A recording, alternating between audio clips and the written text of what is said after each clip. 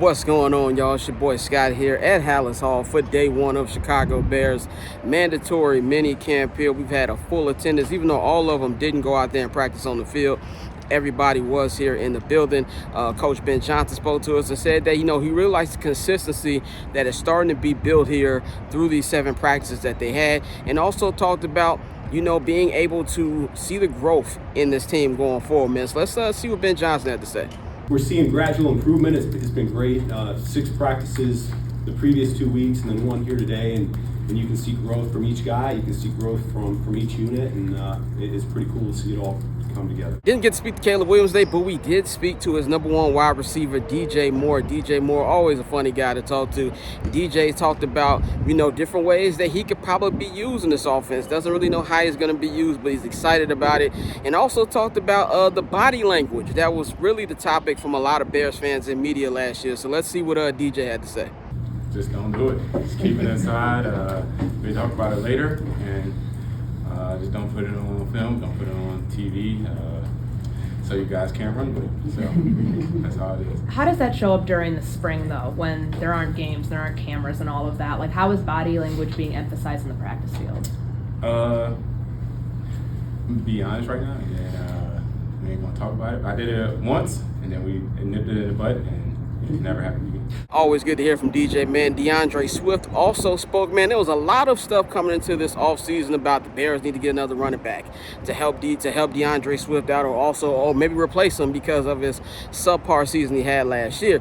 A couple questions were directed to him about that and how he feels about that, and also feels about being with Ben Johnson for his 3rd year with Ben Johnson, but this time as a head coach, and what the differences are, just in general from coaching compared to Eberflus and the guys last year. Let's see what DeAndre Swift had to talk about. More serious because he got to be.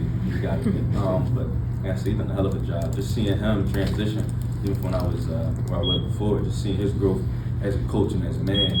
As you hear it going through the offseason, the Bears got to get a running back, the Bears got to do this because Drake can't do that. How do you deal with those types of things? What can I do? We had the conversation. I don't agree with it, but I want to know how you deal with it, the perception. I don't really, man, everybody got an opinion, entitled to their own opinion. My job is to come in and continue to work, and like I said, I'm excited for this season. I know who I am, what I'm about, so that's all. I was thankful for another opportunity going into this season. I love DeAndre Swift, man, because you can really tell he's from Philly. Even if you don't know, you can hear the accent right away. But shout out to DeAndre Swift. And then lastly, but definitely not least, we spoke to Cole Kmet. Cole Kmet talked about how he was notified right away when the Bears drafted Colston Loveland with their #1 draft pick, and said that he really loved how Ben Johnson reached out to him. Let's see what he had to say about that draft night. Yeah, I think at first, you're taken back a little bit, but I mean, Ben was awesome about it in terms of calling me right away and kind of explaining the decision, and from there you're just all on board on it, and you kind of understand their vision, and you understand that there's gonna be areas where we complement each other, and then there's obviously, just like in any position room, there's gonna be areas where we compete for things, and that's football, and that's how it should be. So I'm excited about it, and I'm excited to not only push him and then for him to push me, and we're going to make each other better. And, I think the goal with it is to, become the best 12 tandem in the league and see where we can take it from there. And that is your boy Scott here from Hallis Hall, day 1 of 3 of mandatory minicamp. I'll be here. I've been here, I was here today. I'll be here again tomorrow.